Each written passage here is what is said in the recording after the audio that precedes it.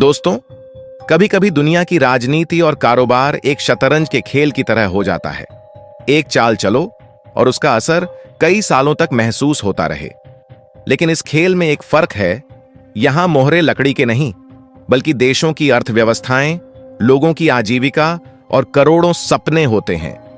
जरा आंखें बंद कीजिए और कल्पना कीजिए, एक विशाल मैदान है जिसके चारों ओर दुनिया के ताकतवर देश बैठे हैं। हर कोई अपने अपने मोहरे चला रहा है। कोई तेल के सौदे कर रहा है, कोई टेक्नोलॉजी का लाइसेंस बेच रहा है, कोई हथियारों का समझौता कर रहा है। और इसी बीच एक बड़ी आवाज गूंजती है, भारत को अपने प्रोडक्ट्स पर 25% अतिरिक्त टैक्स देना होगा। यह आवाज किसी मामूली नेता की नहीं, बल्कि अमेरिका के राष्ट्रपति डोनाल्ड ट्रंप की है। यह खबर सुनकर सिर्फ दिल्ली के पावर कॉरिडोर ही नहीं, बल्कि देश के छोटे बड़े व्यापारियों के दिल की धड़कनें भी तेज हो जाती हैं। आप सोचिए, अगर कल से आपका सामान किसी विदेशी बाजार में अचानक 25% महंगा हो जाए, तो ग्राहक क्या करेगा? वह या तो खरीदना कम कर देगा या किसी सस्ते विकल्प की तरफ चला जाएगा। यही डर अब भारत के कपड़ा उद्योग, दवा कंपनियों और इंजीनियरिंग गुड्स बनाने वालों के सामने खड़ा था। लेकिन दोस्तों, कहानी यहीं खत्म नहीं होती। असल में यह तो सिर्फ पहला अध्याय है। अमेरिका का यह फैसला कोई अचानक आया तूफान नहीं था, बल्कि एक लंबे समय से चल रही खींचतान का नतीजा था। दोस्तों, क्या है, पूरी खबर देखेंगे इस वीडियो में। लेकिन आगे बढ़ने से पहले आपसे एक रिक्वेस्ट है कि प्लीज वीडियो को लाइक करके चैनल को सब्सक्राइब कर ले, क्योंकि इसमें आपका सिर्फ 1 सेकंड का समय लगेगा, लेकिन इससे हमारी काफी मदद मिल जाएगी।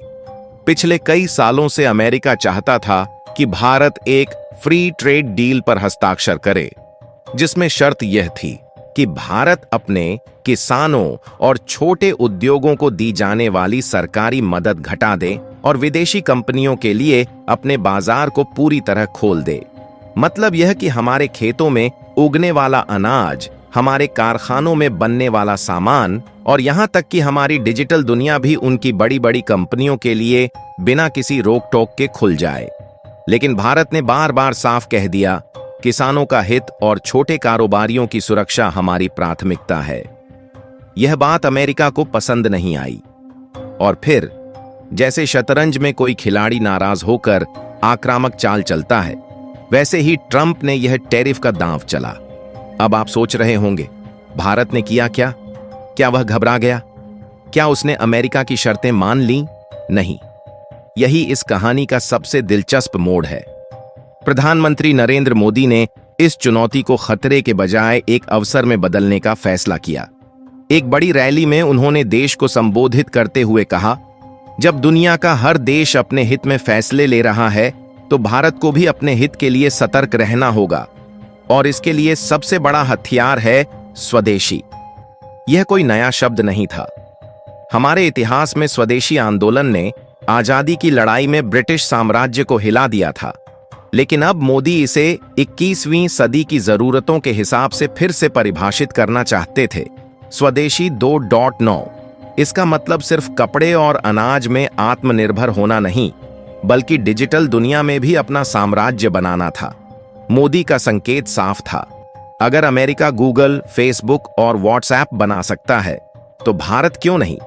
अगर चीन के पास अपना बाइडू, वीचैट और टिकटॉक है, तो भारत अपने डिजिटल प्लेटफॉर्म्स क्यों ना बनाए? सोचिए, अगर कल आपके फोन में social media, search engine, payment app और मैसेजिंग सर्विस सब कुछ मेड इन इंडिया हो, तो कैसा लगेगा? और सिर्फ हमारे लिए नहीं, बल्कि दुनिया के बाकी देशों के लिए भी हम वह सेवाएं बेच रहे हों। यही है डिजिटल आत्मनिर्भरता का सपना। अब दोस्तों, मैं आपको एक काल्पनिक दृश्य दिखाता हूं। मान लीजिए 2030 का साल है। न्यूयॉर्क के एक ऑफिस में एक अमेरिकी कंपनी का सीईओ अपने कर्मचारियों से कह रहा है, हमें भारत के नए सर्च इंजन पर विज्ञापन देना होगा, वरना एशिया में हमारा मार्केट खत्म हो जाएगा। यह सुनकर वहां के लोग चौंक जाते हैं, क्योंकि आज तक ऐसा वाक्य सिर्फ अमेरिका के गूगल या मेटा के लिए बोला जाता था। यही बदलाव मोदी के स्वदेशी 2.0 के केंद्र में है। लेकिन यह रास्ता आसान नहीं है। इसके लिए हमें 3 मोर्चों पर लड़ाई लड़नी होगी। तकनीक, निवेश और बाजार। तकनीक के मोर्चे पर हमें अपने इंजीनियरों और वैज्ञानिकों को पूरा सहयोग देना होगा। स्टार्टअप्स को सस्ते लोन, टैक्स में राहत और रिसर्च के लिए बड़े फंड्स चाहिए होंगे। निवेश के मोर्चे पर हमें देश और विदेश के निवेशकों को भरोसा दिलाना होगा कि भारत में डिजिटल कंपनियों का भविष्य सुरक्षित और लाभदायक है। और बाजार के मोर्चे पर हमें अपने लोगों को यह यकीन दिलाना होगा कि विदेशी ऐप्स और प्लेटफॉर्म्स के मुकाबले भारतीय प्रोडक्ट्स भी उतने ही अच्छे हैं, बल्कि कई मामलों में बेहतर। दोस्तों, यहां एक दिलचस्प बात है, चीन ने यह सब पहले ही कर लिया। वहां के लोग व्हाट्सएप की जगह वीचैट, गूगल की जगह बाइडू और यूट्यूब की जगह यूकू इस्तेमाल करते हैं। और इन ऐप्स ने न सिर्फ चीन के बाजार में बल्कि एशिया और अफ्रीका के कई देशों में अपना दबदबा बना लिया है। तो सवाल यह नहीं कि भारत यह कर सकता है या नहीं, सवाल यह है कि हम यह कब करेंगे। क्योंकि जितनी जल्दी हम शुरुआत करेंगे, उतनी जल्दी दुनिया हमें सिर्फ एक बाजार के बजाय एक टेक्नोलॉजी क्रिएटर के रूप में पहचानेगी। प्रधानमंत्री मोदी का यह संदेश सिर्फ भाषण नहीं था, बल्कि एक कार्य योजना थी। अवसर को पहचानो, आत्मनिर्भर बनो और दुनिया में अपनी जगह खुद तय करो। और दोस्तों, अगर आपको लगता है कि यह सिर्फ सरकार की जिम्मेदारी है, तो सोचिए, आज जो भी विदेशी ऐप या प्रोडक्ट आप इस्तेमाल करते हैं, क्या उसकी जगह किसी भारतीय विकल्प को नहीं चुन सकते? हो सकता है वह अभी उतना परफेक्ट न हो, लेकिन आपका इस्तेमाल ही उसे बेहतर बनाएगा। यही वह सोच है जो आने वाले 10 साल में भारत की तस्वीर बदल सकती है। और यही कारण है कि अमेरिका के टैरिफ का जवाब सिर्फ आयात निर्यात की शर्तों में नहीं, बल्कि स्वदेशी 2.0 जैसे दूरगामी विजन में छिपा है। दोस्तों, सोचिए, जब भी हम कुछ खरीदने जाएं, तो बस एक पल ठहर कर खुद से पूछें, क्या यह हमारे ही देश के किसी कारीगर, किसी मजदूर या किसी उद्योग ने बनाया है? क्या इसमें किसी भारतीय का पसीना और मेहनत जुड़ी है? यह सिर्फ एक साधारण सवाल नहीं, बल्कि एक सोच है, एक दृष्टिकोण है। यही सोच आज एक नए आंदोलन का रूप ले रही है, जिसे हम कह सकते हैं स्वदेशी 2.0। प्रधानमंत्री ने देश के हर व्यापारी, हर दुकानदार और हर ग्राहक से आग्रह किया है कि आने वाले त्योहारों के मौसम में हम सिर्फ अपने देश में बने उत्पादों को प्राथमिकता दें। लेकिन दोस्तों, स्वदेशी का मतलब केवल विदेशी सामान का बहिष्कार करना नहीं है। यह तो असल में अपने देश की ताकत और क्षमता पर भरोसा करना है। आत्मनिर्भर भारत का मतलब है हम सिर्फ चीजें खरीदने वाले नहीं, बल्कि बनाने वाले बने। हम सिर्फ आयात करने वाले नहीं, बल्कि निर्यात करने वाले बने। जब हम मेड इन इंडिया सामान खरीदते हैं, तो सिर्फ एक वस्तु घर नहीं लाते, हम उस फैक्ट्री के कामगार की रोजी रोटी का सहारा बनते हैं, उस छोटे उद्योगपति का हौसला बढ़ाते हैं और अपनी अर्थव्यवस्था को मजबूती देते हैं। महात्मा गांधी ने स्वदेशी को आजादी की लड़ाई में एक हथियार बनाया था। आज प्रधानमंत्री इसे आर्थिक स्वतंत्रता का सबसे बड़ा हथियार बना रहे हैं। यह समय हमें सिखा रहा है कि हमें अपनी जरूरतों के लिए दूसरे देशों पर निर्भर रहने की आदत छोड़नी होगी। लेकिन सवाल है, यह सोच सिर्फ कपड़े, दवाइयां या मोबाइल फोन जैसे भौतिक उत्पादों तक ही सीमित क्यों रहे? असली जंग तो अब डिजिटल दुनिया में शुरू हो रही है। सोचिए, आप यह वीडियो शायद YouTube पर देख रहे हैं, जो अमेरिका की कंपनी गूगल का है। इससे पहले शायद आपने इंस्टाग्राम पर कोई रील देखी होगी, जो मेटा की है। दोस्तों से बात करने के लिए आप व्हाट्सएप इस्तेमाल करते हैं, वह भी मेटा की ही है। इंटरनेट पर कुछ खोजने के लिए गूगल का सहारा लेते हैं। भारत इन प्लेटफॉर्म्स के लिए सबसे बड़ा बाजार है, करोड़ों यूजर यहीं से आते हैं। लेकिन नियंत्रण पूरा का पूरा अमेरिका के पास है। हमारा डाटा, हमारी निजी जानकारी सब उनके सर्वरों में संग्रहित होती है और वे इसका उपयोग अपने फायदे के लिए करते हैं। अमेरिका का यह आर्थिक दबाव एक चेतावनी है। अगर वे टैरिफ लगाकर व्यापार में दबाव बना सकते हैं, तो क्या गारंटी है कि कल को यही टेक कंपनियां डिजिटल दुनिया में हम पर दबाव न डालें? अब आप कहेंगे, गूगल या फेसबुक जैसी कंपनियों को बदलना क्या इतना आसान है?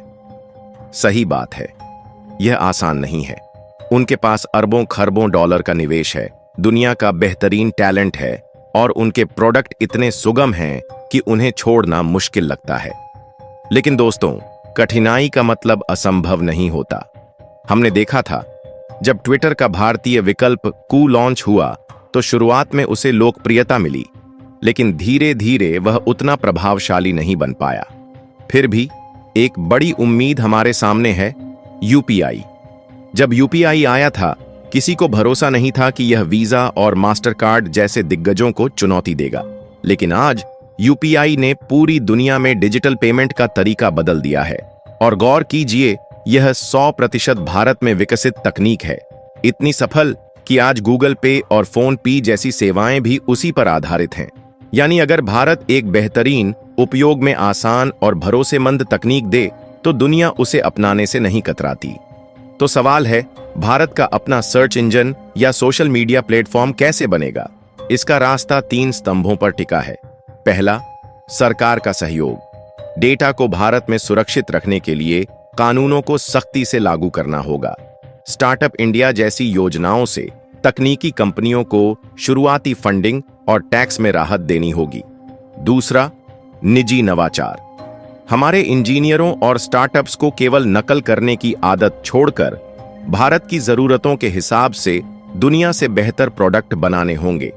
एक ऐसा सर्च इंजन जो स्थानीय भाषाओं में सटीक परिणाम दे। एक ऐसा सोशल मीडिया प्लेटफॉर्म जिसमें हमारे त्योहारों और संस्कृति की झलक हो। तीसरा, हम सबका समर्थन। जब भी कोई भारतीय ऐप या प्लेटफॉर्म लॉन्च हो, हमें उसे मौका देना होगा। वोकल फॉर लोकल का नारा सिर्फ दिवाली की खरीदारी तक सीमित नहीं रहना चाहिए, बल्कि डिजिटल दुनिया में भी फैलना चाहिए। अगर ये तीनों चीजें साथ आ गईं, तो वह दिन दूर नहीं जब गूगल पर सर्च करो की जगह लोग कहेंगे, भारत सर्च करो। तो दोस्तों, डोनाल्ड ट्रंप का यह टैरिफ एक चुनौती है, लेकिन हर चुनौती अपने साथ एक अवसर भी लाती है। यह हमारे लिए अवसर है, विनिर्माण से लेकर तकनीक तक हर क्षेत्र में आत्मनिर्भर बनने का। यह लड़ाई केवल सरकार की नहीं है, यह हम 140 करोड़ भारतीयों की है। हमारा एक छोटा सा कदम, एक लोकल प्रोडक्ट खरीदना, एक भारतीय ऐप डाउनलोड करना, देश की अर्थव्यवस्था में बड़ा योगदान दे सकता है। अब आपसे मेरा एक सवाल है, क्या आपको लगता है कि भारत अमेरिकी टेक दिग्गजों को टक्कर दे सकता है? क्या आप made in India social media platform इस्तेमाल करने के लिए तैयार हैं? अपने विचार नीचे कमेंट में लिखें। अगर यह बात आपको प्रेरणादायक लगी तो इस वीडियो को लाइक करें और अपने दोस्तों परिवार के साथ शेयर करें, ताकि स्वदेशी की आवाज हर घर तक पहुंचे। और हां, हमारे साथ जुड़े रहने के लिए चैनल को सब्सक्राइब करना न भूलें। अगली मुलाकात तक सोचिए, समझिए और स्वदेशी को अपनाइए। जय हिंद।